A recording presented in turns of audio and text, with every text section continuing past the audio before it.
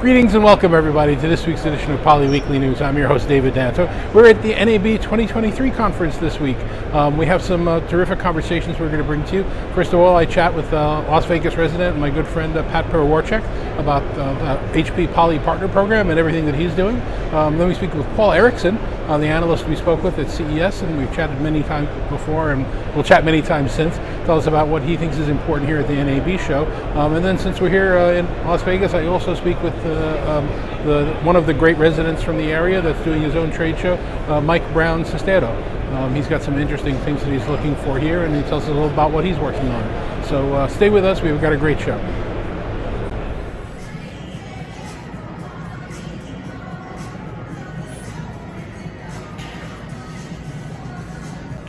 So joining me now is my friend and colleague Pat Piwowarczyk. Pat, how are you doing today? Doing awesome. Beautiful. What a great day. Whenever I'm in Las Vegas, it's always a good chance to catch up with Pat and see what's going on. So remind everybody, Pat, what you do at HP Poly and what your journey here has been like. Yep. So head of channel business development. Been with HP Poly now 6 years, later this year. And my team runs our channel business development team. So those are very large partners in the AV, the resell side. Many of them have a wealth of national presence as well as global. And we're probably both going to be seeing them at Infocom in June, right? Most of the partners. 100%. It's a great time for all our partners, and they're usually there with their customers. We'll have plenty of time to talk about what we're doing at Infocom over Absolutely. the next few weeks. So we're here in Vegas for the NAB conference, which I know you don't really do. I do it as a legacy thing. But I wanted to check in with you about what's going on with the HP Poly Partner Program, because I know we had a pretty robust program before we merged with HP, and now It's undergoing a couple of changes, right? Yep, absolutely. So we are just coming off of our annual Amplify Partner Program, which I think is great. We had the opportunity to share with our largest partners, not just the legacy HP partners, but also our Poly partners. So they came together, they saw kind of a sneak peek of what is happening here soon, which is the Poly Partner current legacy program will come as an umbrella under the Amplify Partner Program. So tremendous opportunity for our entire partner base. I think it provided the opportunity for everyone to see what's in the legacy HP side, what's in the Poly side, how do we take advantage, our partners really, how do they partner better with us, how do they make money, how do they drive the best experience they can possible for their customers. Now, we've talked about this before on this show, but it's the whole idea of the breadth of products, not just the breadth of the Poly products, which was headsets and phones and room systems and personal systems, but we're now extending that to the compute and to some of the other pieces as well. It's a really good portfolio for some of the integrators, right? Absolutely. So what we're finding is, and the action to all partners is really, you need to focus on your service practice. So what are you doing today, whether that's on the legacy Poly side or what are you doing on the HP side? That's the opportunity. 2 plus 2 doesn't equal 4 in this case. It could be magnitude of 5 or 7. The reality is leverage your service practice, understand how that portfolio comes in with the Poly portfolio, how does it come in with the compute on the HP side. Partners are going to be able to take advantage of some amazing opportunities when they bring that two together. So my action for any legacy Poly partner is, what are we doing compute? What are we doing on the other peripheral side of the HP legacy portfolio? How do I incorporate that in my service practice? And the same thing for the HP legacy partners that are working on compute. How do I incorporate the best experience out there for remote users as well as room systems, phones? Listen, the phone business is thriving. Believe it or not, I think everyone thought, well, phones eventually will go away. You know, we have a headset, we have other things, speaker phones that provide us that value, but phones, people need a handset, and that market's thriving. So how do you incorporate all of that into service practice?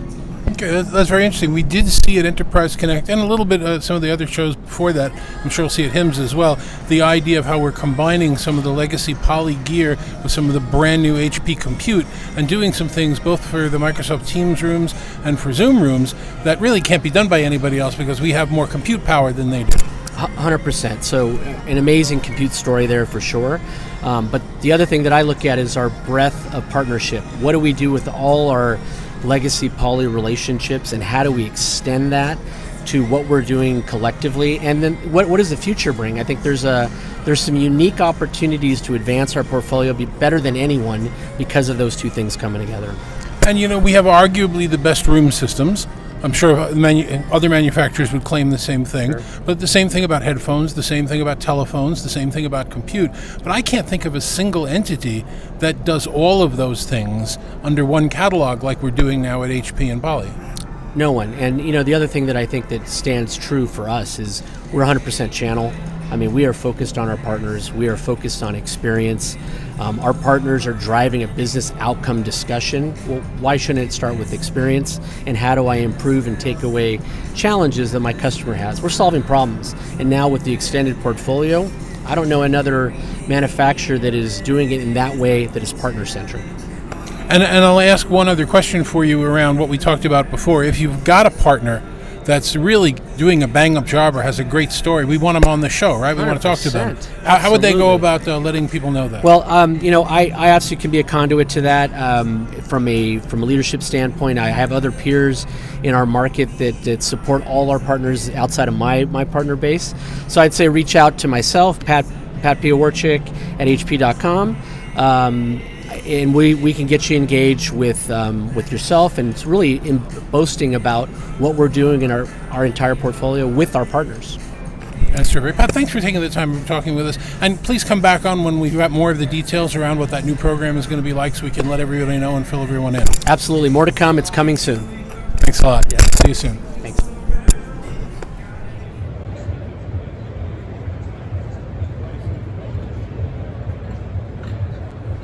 So joining me now is my friend and industry colleague, Paul Erickson. Paul, you joined us for CES, and we're meeting here again at NAB. Welcome. Thank you. Thank you. Thanks for having me. It's always good to see you at a lot of these events that are kind of at the juncture of media and entertainment, but also professional AV, and then that merging kind of the two sectors is always increasing. Before we get into it, for people who might not know you, tell everybody who you are and what you do. So I'm Paul Erickson, principal and founder of Erickson Strategy and Insights, and it's essentially an analyst consultancy looking at media and entertainment and also pro AV, handling strategy, industry analysis, and so on. And I've been an industry analyst for almost 20 years across different firms like IHS Markit, Parks Associates, and Omdia. And now I've started up my own shop, and so it gives me the freedom to kind of really focus on the sectors that I want to concentrate on and deal with the clients that I want to deal with. And so as such, Pro AV is a favorite sector of mine, and I run into David a lot in this arena. So it's good to be here. A lot of conferences that we run into each other. So this NAB, I've lost count. I know I was at NAB 1983, which I think was in Atlanta. So that's got to be a lot of years of coming to NAB. I haven't missed many of them. It's a different show now than it was. Broadcasting was a very hardware-centric thing. It's now more a software-centric thing, and it's not really broadcast anymore. Now it's OTT and direct-to-home and streaming and everything. Right. So what are your big hits for this show? What are you planning on looking at in terms of themes?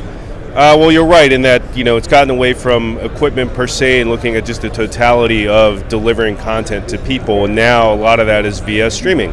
And so a lot of what we're seeing here at the show, or a lot of what I'm seeing here at the show, and if I boil it down to themes, a lot of it does focus around how to innovate in the arena of streaming, how to differentiate, and you'll see common themes around leveraging ML and AI. You'll see a lot of thought around how to best deliver engagement, right? How to grab the viewer, how to sustain that attention over time, because that leads to less churn and higher monetization, blah, blah, blah. And overall, I think you'll see a lot of vendors looking at how to leverage, in the software arena, looking at services over the cloud, right? A lot of AAS going on, a lot of SaaS. And so you see remote production happening. You see a lot of other things where I think there's a tremendous amount of innovation focusing on how to use both cloud and AI, but I think the issue with the cloud is then that falls back on the quality, the connectivity, which is a different beast to handle, provided that you can get the type of pipe that you need for very low latency and everything that makes remote editing and everything very possible, right? Remote workflow. So there's a lot going on, but you're right. A lot of it focuses around non-hardware topics these days and innovation in non-hardware arenas. There are certainly a lot of the traditional vendors here. They handle all of the things related to cameras, microphones, switchers, everything that's hardware. But yes, it's more of a total proposition now. So you'll see. Yeah, it's also interesting that, what is a broadcaster? They were playing with the words over the years here at NAB. For a while they were calling it broadercaster. They were talking about narrowcasting. Are we broadcasting right now? Are we doing production on an iPhone and a little USB microphone? Well, it's a different audience that's coming for different reasons. Right. You stick a camera and a microphone on somebody's desk, and suddenly they're a broadcaster. Right. And I'm at a loss for words because you're right. It's interesting to see how wild a definition, wild, that's not the right term, how loose a definition broadcasting has become, and especially at a show like this, right? Is it really broadcast? Do they even really want to mention it's National Association of Broadcasters anymore? No, because it's really about content delivery, right? Whatever conduit you're using to deliver that content is now, that it's not that it's academic, but that is now, the newest conduit is streaming. Right, it's not broadcast anymore, so that's where all the innovation is taking place to really try and get that locked down and secure and a very reliable, high-value delivering method of delivering content, and that's why we see so much focus on it here at NAB. But I think it is also on the note, of things changing here at the show, much like you see at ISE. You see these worlds coming together where they used to be separate from IBC, ISE, NAB. Infocom and so on, that the business of delivering content, there's a lot of moving parts to it, and some of it relates to Pro AV on the production side, and some of it relates to, now increasingly IT and software technology and everything else, and, engagement and personalization and all these things are traditionally the arena of the NAB side of things, but now it's all basically one large equation, and so we see parties that normally go to only the Infocoms and the ISEs of the world, verging now over into being at NAB. If they're not, exhibiting, then they're at least here doing meetings and talking, and vice versa, right? A lot of the media and entertainment tech industry verging over into the Pro AV side of things, and also meeting and integrating there as well. So it's very, very, very interesting to see. So we were talking before we started recording about your personal setup. Normally I do this Poly Weekly News show from my desk with a P15 camera and one of the Poly headsets, and I think it comes out pretty well. This is, we're mobile here. I'm shaking the camera. Glad it didn't drop. I guess that's one of the themes we're seeing coming out of the show, and we'll also see at Infocom is, it doesn't take that much to be distributing content to your viewers, and there are ways to do it better than other ways. There are things to do, and I assume we'll see a bunch of vendors here that are showing some of those strategies around cameras, around microphones, around software, around streaming. It's a completely different world than it was, and people are now broadcasters when they set up their desks. Yeah, and like I said, it's about the delivery of content, right? So if you are a personal content creator, right? The industry loves that term. Or you are is a person who live streams from Instagram, are they a narrowcaster, right? So what are these definitions? In the end, I think, we can always boil it down to delivering content, right? So you either you create content or you're in the business of helping deliver it, whatever that means. And I think here, yes, we are seeing more people focusing on a lot of that smaller casting market, a lot of the personal content creation and delivery, because that's where they see, one, growth, two, that's where a lot of production and consumption are taking place. If we get away from the concept of production being something that you need a giant studio to do or something like that, there's just a lot of content creation going on, and a lot of consumption going on in that arena, right? I think my ex-colleagues at Omdia, put out some stats months back looking at the demographics of content consumption now, and they made a bold statement where they said if you have to be looking, if you're targeting 35 and under, you have to also be conscious of TikTok as an arena that you need to be publishing on or tracking, because that's where a lot of viewing is taking place now. It's not where the majority of viewing is taking place. People are still looking at TVs. People are still looking at their smartphones and laptops. But that whole personal side of consumption and creation is rocketing upward. So yes, the industry loves growth. The industry wants to get away from always serving the same, perhaps increasingly commoditized areas. So they see growth in the personal arena, and then that's where the innovations take place. Like Dolby.io, right? Who thought Dolby would get into serving a lot of the smaller content creation community? And here they are, huge initiatives. So yeah, you picked up on a really important trend. All right, so last question, quick answer, short answers, like a sentence each. For people who are not here, Yes. What would be the top 3 or 4 or 5 things that you would look at? Not necessarily products, but categories or hardware. We'll try to leave the manufacturers' names out of it. What should they look up that's really hot if they were here? Well, I think that it's unavoidable, but I think the real thing to look for is going to be how machine learning and AI is being used to deliver tangible value to not just end users, within the consumption experience. That's one, but also using it for smarter advertising, right? So there's a lot of focus around ad tech, around increasingly monetizing the content consumption experience. One of the ways is obviously through advertising. Another one of the ways is figuring out how to get a lot of the content that you already have and to roll a fast channel out of it, right? To put into Pluto TV or to Samsung TV Plus or what have you, and that's an additional. So the things we were doing at Bloomberg 15, 20 years ago. Yes, more or less. The thing, you create the content, you send it out down 1 million Omni channels. Yes, and so you cobble it together. And you'll see a lot of focus on increasingly personalizing what's being delivered, and that's always going on in this industry, is finding ways to get the content more personal, because people then they keep watching, right? That recommendation is smarter about what you like, and so you keep watching it. So the smarter the recommendation is, the higher the sustained engagement, the more or less, the more money is made. Making money, I guess that's it. Yeah, so you'll see people looking at even personalizing fast, right?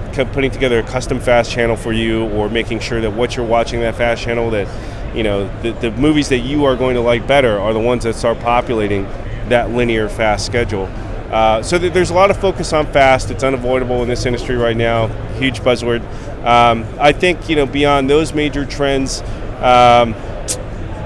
I honestly think those are the ones that are going to dominate this. So Perfect. More intelligence, more personalization, high focus on monetization right now, because the industry is looking at reduced content spending, and so they're looking for ways to maximize the amount of money they're getting from their either reduced content budget or the existing content that they already own, and finding ways to either remonetize it or increase the level of revenue that they're getting from it. Content ROI. And don't forget, there are still a lot of toys around here that people can play with and get their fingers on. A ton of toys. Apologies, I'm not as focused on hardware, but I can tell you about trends. On the show and all the booths, and this is only one of the 3 halls that are open right now. Yes. So, Paul, if somebody wants to get in touch with you, how would they do that?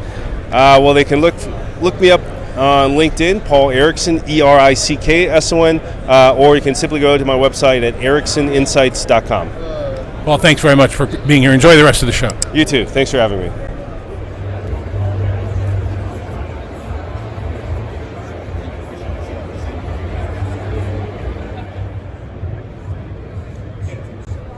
Joining me now is my friend and industry colleague, Mike Brown-Cestero. Mike, welcome. Thank you for joining us. Thank you for having me. Love seeing you in Vegas. I'm in Vegas more often than I'm home, unfortunately, but you live here, so you're definitely in Vegas more often than I'm in Jersey, which is a little, I should be ashamed because my brother lives there, but that's life. Vegas is one of the Hawaiian Islands. You know that, right? Yes, it is the 7th island? 7th, 8th, whatever they call it, yes. So why are you here at NAB? Why are you at this conference? Well, look, NAB is a great show for technology of all kinds. As an AV integrator, I'm not looking for a drone. I'm not here to buy a helicopter. But I will see, microphones, microphone processing. I remember the first time I saw a beamforming conferencing mic, which is, we use them all the time now in conference rooms. I saw it at NAB because that just happened to be the next show up for that manufacturer when they were rolling that product out. And that was about, 5-6 years ago. So I am always on the lookout. It's easy for me. Like you said, I'm in Vegas, right? So come on down. Sunday, it's a beautiful Sunday, but because it's Sunday, I think the show will be a little bit less crowded than tomorrow. So it's easy for me. Drive on down, check out the show, check out some product, visit with some old friends, and use it as a springboard into my contracting side, and use that technology, that learning, and apply it for our clients. Yeah, but before the whole pandemic thing started, the NAB folks decided to open the show on the weekend, which was not something they ever did before. Usually it was a Monday morning thing, but I think it makes it easier, kind of evens out the crowd a little bit. Some people can come early, some people come later in the week, and it just sort of works out. I'm hitting it for a couple of days and then heading back, so it'd be nice. As long as we're talking about conferences and trade shows, I know that you've started up a series of them. You have one coming up. Why don't you tell us tell us about it? Right, so about this time 3 years ago, while I was perfecting my living room putting game under lockdown here, well, it wasn't lockdown, but the close down here in Vegas, I created a regional AV trade show, Pro AVL trade show called Kavlo. And we are now, the first one was 2 years ago here in Vegas, May of 2021. So we're about to do our 5th event. We've been to Nashville, we've been to Texas. And really, we're trying to reinvent, or some would say go back to what trade shows used to be, which was more about people, relationships, not just about boxes on a shelf or boxes on a wall, or here's a thumb drive with our latest product offering, but more about meeting with people, figuring out where a particular manufacturer might best serve a particular integrator or end user, and do they have the product for that, yes or no? What are the applications? I'm trying to take a lot of the hype out of a trade show. It's interesting. At CES a few years ago, just before the pandemic, I was trying to leave, I think it was the North Hall, and one of the car manufacturers was there, and I couldn't get out to the door because they built the booths so big that you had to walk down 5 aisles, and as I was leaving, I kind of peeked in an open door, and they had a full kitchen. They literally built not for a display, for their own use. They built a kitchen in their booth. And I've been saying for years here at NAB and everywhere else that these behemoth booths for small companies, some of the satellite companies were some of the biggest offenders, this awesome, huge arch in an empty space. And you have to walk around it, and you're tired by 3 or 4 days. Why do they need that much space when they're not actually showing anything? So that's one of the things that your show kind of resolves, in that everybody's got the same space, right? Correct. And we do have a bit of a, I was going to say cult following, that's probably not a great term. We have a very loyal following with some smaller manufacturers who love the fact that one of the key elements of our event is what we call booth parity. So you can have any booth size you like, as long as it's one of the 3 that we're selling. If you've got the 2-story booth with the water slide and the chocolate fountain, yeah, don't bring it, because we're not loading that in. You can have a 10 by 10, a 10 by 15, or a 10 by 20. Those are your options. And so when you've got a smaller manufacturer that maybe has a yearly budget of, I don't know, $250,000 for trade shows, right next to a company that maybe has a $2.5 or $3 million or $4 million a year trade show, that starts to level out the playing field a little bit. And some of these smaller manufacturers that make quality products, some of which your typical end user may have never heard of, but they go into a lot of conference rooms. These smaller manufacturers can now shine equally as with the big brands. And you also avoid the problem. We haven't had any issues with hired actors and actresses standing in the booth looking pretty, looking nice, and don't have a thing in their mind about how the products work or anything else that's going on. It avoids that because you bring people there that actually know their products, and then you can have real conversations about it. Well, and it's funny you should mention that. We do have, because the booths are smaller, we tend to have everybody in any given booth works for the company. Sometimes it's the local rep, but many times it's an actual employee. But we actually have a clause in our exhibitor application, very clearly states anybody that works in your booth must be a bona fide employee of the company. And the reason for that is we don't want any of our attendees, we don't want an end user, we don't want an integrator, we don't want a broadcast person to come up to a booth that they're excited to come visit, and that's why they came to the show, because they heard so-and-so is exhibiting and they can finally see that widget or that amp or that switcher or whatever it is. And it just turns out that somebody may be very nice and very polite and very professional, but doesn't know a thing about the product. What good is that? What was the point? What was the point, right? So we actually have a clause about that in our exhibitor application. That's very cool. So what'd you bring me? I brought you, this is the very first, so hold it up so the camera sees it. We actually give all of our panelists who speak at Kavlo, because we have discussion panels at every Kavlo, we always give them a little swag prize, gift of some sort, thanking for them for their time and sharing it with us. And this is the one for this year, and you are the first recipient Admittedly, you are not a panelist, but Well, I was going to be a I panelist. made an executive. I was going to be a panelist, but That's true. unfortunately we had a scheduling problem, which I'm not going to get into I on made this an call. executive decision, so it's okay. I checked with myself. Myself said it was okay, and there you go. So what are the dates of the next show? May 3rd and 4th, right here in Las Vegas. And if somebody wanted to find out more about it, either to attend or to exhibit, or what's the process they should follow? Super easy. The first thing you can do is go to our website, www.cavlo.tech, T-E-C-H. And then you can go to the attend page, you can go to the learn page, you can go to the exhibit page, whatever you want. It's not a huge website, so it's easy to navigate. And what about if somebody wanted to reach out to you personally? How should they do that? Oh, the easiest way would be via email, mike@cavlo.tech. Mike, thank you very much for being here. Thank you for telling us about what you're doing here at NAB and for your shows and for doing what I really feel strongly about is bringing agnostic content to the industry so that people can learn and make good decisions. We appreciate that. My pleasure, and as always, good to see you, and thanks for having me. Good to see you as well.